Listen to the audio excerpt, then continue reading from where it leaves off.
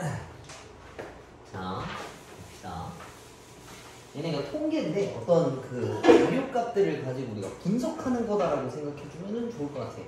그래서 대표값이라고 하는 거는 어떤 자료를 뽑아왔을 때 말 그대로 대표적으로 나타내는 값을 대표값이라고 해. 근데 그 대표값을 정하는 데는 좀 여러 가지 방법이 있는데 일단 세 가지 종류가 있어. 제일 먼저 평균. 우리가 시험 점수 같은 거 이야기할 때 평균 몇이야 라고 하면은 누가 봐도 딱 알 거 아니야, 그치? 쟤는 대충 어느 정도 점수다. 그 다음에 중앙값이라고 하는 게 있는데 내 자료들을 쭉 나열했을 때 중앙에 있는 값이 내 대표값이다라고 좀 표현할 수 있어. 뭐 예를 들면 내가 시험 점수를 이렇게 맞았어. 이거 내가 의도적으로 이렇게 만든 거지만 얘네 평균을 대충 계산하면 한 60 정도 나올 거 아니야, 그치? 근데 중앙값이라고 하는 것도 50과 70 이렇게 쭉 순서대로 나열했을 때 가운데 중앙에 있는 게 중앙값인 거야. 그래서 얘네들도 대표값의 종류로 써먹을 수가 있어. 근데 만약에 이런 경우는 좀 곤란해질 수도 있어. 예를 들면은 내가 진짜 시험에서 10점, 10점, 10점 맞고 점수가 그렇게 있진 않겠지만 200점이라고 했을 때 요 5개 중에 중간에 있는 거 고르는 거라서 20이라 치면 20이 내 중앙값, 내 대표값이 될 수도 있어. 이해가? 중앙값은 진짜 수치들 중에서 제일 가운데 있는 거 골라온 게 중앙값인 거야. 뭔가 좀 요런 경우에는 오해의 소지가 있을 수 있다는 거 이해가지. 딱 중간에 있는 것만 골랐기 때문에 그래요. 그 다음에 한 가지 더. 내가 지금은 5개의 값을 썼지만 이런 경우가 있을 수 있어. 6개짜리에 대한 정보 자료가 있는데 중앙에 있는 게 6이나 7이다라고 말하기가 좀 곤란하지, 그치? 짝수인 경우에는. 그래서 얘네들은 중앙에 2개 있는 애들의 평균값을 내서 중앙값이라고 이야기를 해. 그러니까 딱 홀수라서 가운데가 누군지 정해져 있다라고 하면은 걔를 중앙값이라고 쓰는데, 만약에 짝수개수라고 하면은 중간에 있는 걸 뭐라 말하기가 좀 곤란하기 때문에 2개 더해서 2로 나눈 값을 중앙값이다 라고 쓸 수 있어. 그래서 여기 나와 있는 애들이 그거야. 만약에 홀수면 가운데 있는 값을 중앙값이라 쓰면 되고, 개수가 만약에 짝수면 가운데 2개 있는 것의 평균값을 중앙값이다 라고 쓸 수 있어. 그 다음에 최빈값이라고 하는 게 있는데 이게 최고 빈도수를 뜻하는 거거든. 제일 자주 나온 값을 별량으로 쓰겠다라는 얘기인 거야. 이해가? 근데 요것도 살짝 오류가 있을 수 있어. 예를 들면은 내가 시험을 한 10개를 봤어. 다 5점 맞았고 어떤 거 3점, 9점 이렇게 있으면은 제일 5점이 많으니까 한 평균도 한 5점 근사치일 거 아니야? 그지? 그래서 이런 것들은 최빈값으로 대표값을 쓰기도 하는데 이럴 수가 있어. 또 이것도 만약에 자료가 팍 튀었어. 5, 1이 있는데 하나가 1000점이야. 그럼 평균값이 5점은 아닐 거란 말이야. 그지? 뭔가 좀 곤란해. 그래서 내가 대표값으로 쓸 수 있는 종류가 3가지가 있는데 이런 자료에 따라서 어떤 게 좀 적절한지를 찾는 그런 과정인 거야. 그래서 그렇게 어렵지는 않아. 최빈값은 말 그대로 2개 이상일 수도 있다라는 얘기고, 요거 하나씩 풀어보면 뭔 소리인지 이해할 거야. 요거 혹시 줄기 하는 거 기억나니? 이거? 실제 숫자값 어떻게 쓰는지? 얘랑 얘랑 갖다 붙이는 거거든. 0이랑 5랑 붙이면 5고 0이랑 6이랑 붙이면 6이고 얘가 12자리야. 10, 13, 17에 대한 자료값들을 쭉 써놓은 거고 얘는 21, 22, 24, 28이라고 하는 값을 써놓은 거야. 이해가? 그리고 우리 언제 하지? 이거 1학년 때 하지 않나? 중학교 1학년 때 아마 했었을 거야.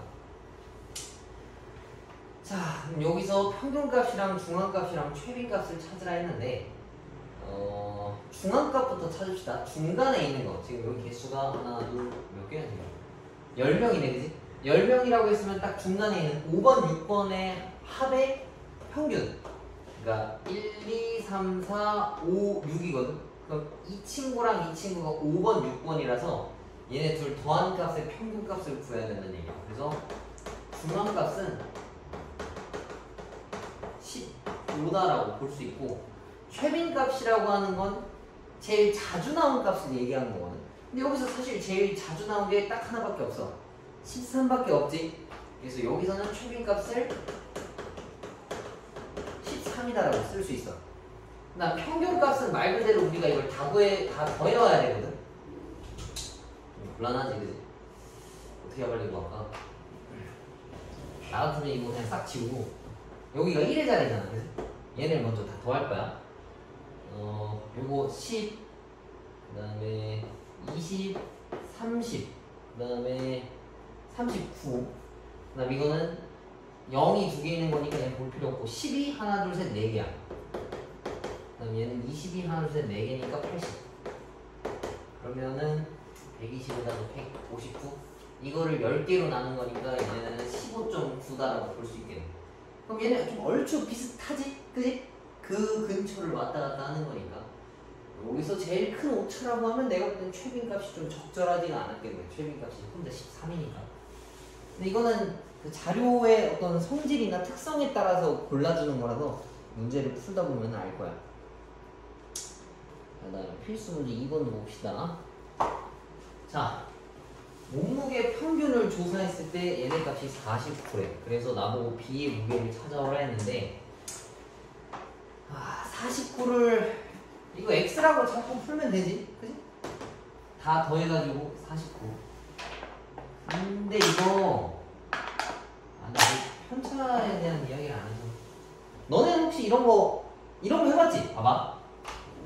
국어, 영어, 수학, 뭐 사회까지 봤어. 이제 오늘 과학 시험만 남았는데 과학 몇 점 맞아야 평균 몇 점 넘나 이런 거 계산 많이 해봤을 거 아니야. 그럴 때 니네 계산 어떻게 해? 다 더해서 해? 혹시? 나는 어떻게 했냐면 내가 모자라는 점수랑 넘치는 점수가 몇 점인지를 생각했었어. 자, 52는 49. 내가 원하는 평균이 49야. 얘는 몇 점이 넘쳐? 3점이 넘치지, 그지? 얘는 망친 시험에다 점수를 줘도 되는 애잖아. 이거 이해가? 이렇게 하니? 너네도? 그래? 나는 맨날 이렇게 했던 것 같아. 뭐 국어, 영어가 몇 점이 넘치니까 뭐 몇 점 맞아도 되겠다. 이런 생각 했던 것 같은데. 46점은 3점이 모자라네. 그럼 얘네 둘이 합치면은 평균과는 이제 아예 연관이 없어져. 그지? 이해가? 자기들끼리 자기 소명을 다 했으니까. 그 다음 65 굉장히 잘 봤어. 내 평균까지 몇 점에 기여를 하고 있냐면 얘는 16점이나 내가 얻어놨네. 그지? 16점 딴 데 써먹어도 된다는 얘기잖아. 그러면은 얘는 지금 몇 점 모자르냐면 마이너스 10점인데 여기는 10점 여기다 가져올 수 있어. 그지? 가져오면은 나한테 종합적으로 플러스 6점이 남았거든? 그럼 난 최소 몇 점까지 맞아도 49점을 맞추겠어. 43점까지 맞아도 49를 만족시킬 수 있다는 얘기지. 근데 똑같아. 다 더해서 뭐 나누나 선생님처럼 이런 거 피우면서 하나 똑같아. 근데 나는 어렸을 때 이렇게 했던 것 같아. 몇 점이 더 넘치니까 얘는 여기서 떼오고 이런 식으로 했었던 것 같아. 그래도 그렇게 크게 잘라지진 않는다.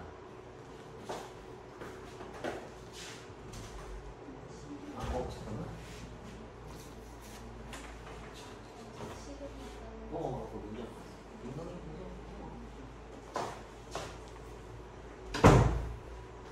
그 다음에 얘네도 10명이서 일주일 동안 대화한 시간들을 조사할게. 그래서 평균값과 중앙값을 각각 구한 다음에 평균값과 중앙값 중에서 이 자료의 대표값으로 뭐가 더 적절한지를 찾아와라 라고 이야기를 했네.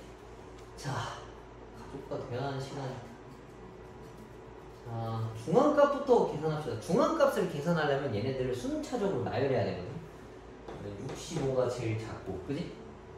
지우면서 가자. 그 다음에 70, 73, 그 다음에 75, 그 다음에 80, 90, 92, 95, 100. 그 다음에 600이네. 하나, 둘, 셋, 넷, 다, 여, 일곱, 여덟, 아홉, 열. 그러면은 중앙값이라고 하는 건 1, 2, 3, 4, 5, 6이니까 얘네 두 개 값을 저기로 쓸 수 있어. 두 개 더해서 낸 평균, 그지? 그럼 170을 2로 나눈 거면은 85점이겠네. 점이 아니구나. 85분이야, 중앙값은. 근데 여기서 평균 구하려고 하면 좀 독특한 녀석이 하나가 있어. 100분까지는 그래 그렇다 치는데 600분은 좀 과하잖아, 그지? 얘가 아마 평균을 좀 망칠 거야. 그러니까 이걸 빼면 얘네가 좀 그럴싸한 수치가 나올 텐데 600 때문에 이게 아마 값이 망가지거든. 계산을 해봅시다. 이거 어떻게 계산해야 빨리 계산하나? 어떻게 해야 빨리 할까 얘들아? 이럴 시간에 계산하는 게 제일 빠르겠지? 방법이 없다 진짜. 자, 135, 148, 170, 187. 그 다음 얘는 700이고. 이거 두 개 더하면 283. 이거 두 개 더하면 357. 그 다음 700. 둘이 더하면 460. 게다가 700을 더하면 134인데 10명이니까 떼면은 134분이겠네. 맞는지 모르겠지만. 이러면 봐봐. 평균을 134라고 말할 수 있긴 있잖아. 그치? 뭐 실제로 계산했으니까. 근데 그럼 뭐가 문제냐면 뭐 평균 뭐 계산해서 나온 건데 뭐가 잘못됐나 하면 얘 빼고 다 평균 미만이야. 한 명만 빼고 평균 미만이라는 게 좀 말이 안 되잖아. 그치? 얘가 좀 너무 극단적인 값이라서 그래. 그래서 이럴 때는 평균보다는 중앙에 있는 값을 쓰는 게 조금 더 적절하다라고 볼 수 있어. 사실 수학 문제에서 적절하다라고 하는 게 좀 기준이 애매하잖아. 제가 볼 땐 적절한데요. 이렇게 하면 할 말이 없어. 그치? 근데 통상적으로 그렇게 쓰겠다라는 얘기야. 너네도 봐봐. 뭐 학교에서 시험 봤어. 반평균을 뭐 이렇게 딱 냈는데 한 명이 뭐 말도 안 되게 한 1000점 나왔어. 얘 빼고 다 평균 미만이라는 게 좀 말이 안 되잖아. 그지? 뭐 뭔가 좀 오류가 있다는 얘기인 거지. 근데 그 오해의 소지를 없애려면은 이럴 때는 중앙값을 평균으로, 그러니까 대표값으로 쓰는 게 그런 걸 좀 줄일 수 있는 방법이다 생각하면 좋을 것 같아. 뭐 그렇게 어려운 내용은 아니니까. 자, 넘겨봅시다. 그래서 뭐 간단한 애들이고 그 3포도라는 거를 딱 하고 끝냅시다. 오늘 요걸 다 할 거야. 산전도와 상용명제도 되게 쉬워서 아마 다음 시간에 한 10분 하면 끝날 거야. 요거 다 하면은 교재 정리까지 끝내고 지난번처럼 좀 프린트 내주고 공부막 진도나가는 걸로 합시다. 자, 3포도라고 하는 게 이제 흩어져 있는 애들이거든. 3포도 딱 뭐 이런 얘기를 하겠지. 그래서 별량들이 대표값 중심으로 뭉쳐있을수록 3포도가 작아지는 거야. 뭉쳐있다라는 거는 안 흩어져 있다는 얘기잖아. 그지? 3포도라고 하는 흩어져 있는 값을 얘기하는 거야. 그럼 여기서 내가 물어볼게. 흩어질수록 좋을까 안 좋을까? 뭐 성향에 따라 어떤 그 성질에 따라 다르겠지만 좀 일반적인 편차를 가지고 있어야, 그러니까 좀 뭐라지? 등급이라고 하면 1등급은 조금 있고 2등급 적당히 있고 3, 4, 5, 6등급이 좀 많고 이렇게 좀 근데 갑자기 단어가 생각이 안 나. 변별력. 그래. 변별력이 좀 있어야 될 거 아니야. 그치? 단계별로. 잘하는 애는 잘하는 취급을 해줘야 되고 아닌 애들은 아닌 걸 확인을 해야 되는데 이게 만약에 마구잡이로 돼 있다라고 하면 좀 그렇지는 않다는 얘기야. 뭐 근데 좋거나 보면 따질 수는 없고 뭐 그래서 3포도라고 하는 건 모여있을수록 줄어드는 거고 흩어져 있을수록 커진다는 얘기인데 이것도 그렇게 외울 필요가 있는 내용은 아니야. 근데 얘는 알아야 돼. 편차라고 하는 건 아까 선생님이 계산한 거 있지? 내가 49점을 맞추기 위해서 얘는 몇 점이 모자라고 몇 점이 넘치고 계산했던 거 있잖아. 그게 편차에 대한 내용이거든. 그러니까 평균값과 차이를 얘기하는 거야. 그래서 이때 편차의 총합은 항상 0이어야 돼. 아까도 계산했을 때 이해하지? 얘는 뭐 플러스 6점 남고 플러스 6점 모자라고 그럼 이거 둘이 없앴고 그지? 누군가한테 얼마를 줘도 되면은 뭐 아까 43점까지 나왔었던 거잖아. 그 내용이랑 얘네가 똑같다는 얘기야. 편차는 뭐 음수가 있을 수도 있고 양수가 나올 수도 있어. 실제로 계산 한번 해봅시다. 자, 얘네 동네 5가구 자녀의 편차를 나타낼 때 편차는 평균값에서 내 숫자 값을 더하거나 뺀 거야. 이미 그 계산에서 차이만큼 남겨놓은 상태라는 얘기인 거지. 봐봐. 편차의 총합은 항상 0이어야 돼. 마일이랑 2랑 더하면 둘이 다 없어질 거 아니야. 이거 3개를 합치면 평균값이랑 똑같아진다는 얘기야. 더 이상 건드릴 필요가 없고. 근데 얘는 플러스 1점이 남아 돌아. 그럼 x라는 애는 어떻겠어? 1점이 부족한 상태였겠지? 그래서 x값은 마이너스 1이어야 된다는 얘기야. 이해가?